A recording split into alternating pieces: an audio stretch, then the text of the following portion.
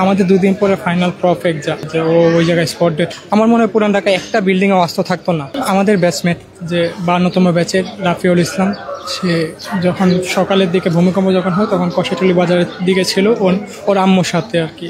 তো ওই জায়গায় যে ভবন 10-এ যে ওই জায়গায় স্পট ডেট হয় এবং ওর আম্মু গুরুতর আহত, হাসপাতালে ভর্তি আছে, ওনার আন্ডার ট্রিটমেন্ট চলতেছে। ওই জায়গায় বাসা ভাড়া করে ওর আম্মু এবং ও থাকে, এবং ওই দিকে সকালে গিয়েছিল বাজার করতে। তো ওই জায়গায় যে আন্ডার কনস্ট্রাকশন যে বিল্ডিং ছিল, ওই বিল্ডিং ভেঙে যে ও নিহত হয় এবং ওর আম্মু তো ওই জায়গায়।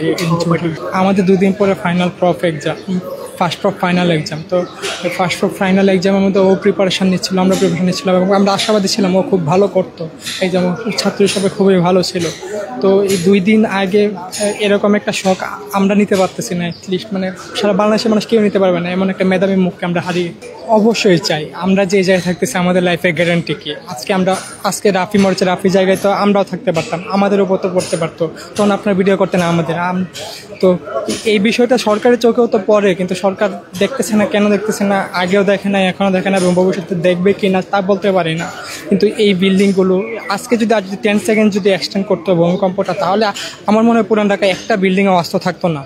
আমি যখন হল থেকে বের হই, হল পুরো কাঁপছিল, আমার খাট পুরো নড়ছিল। আর একটু সময় থাকলে আজকে আমিও এই মর্গে থাকতাম। তো সরকারের কাছে আমার আবেদন যে এই যে বিল্ডিংগুলো, যে আবাসনগুলো মানে সঠিক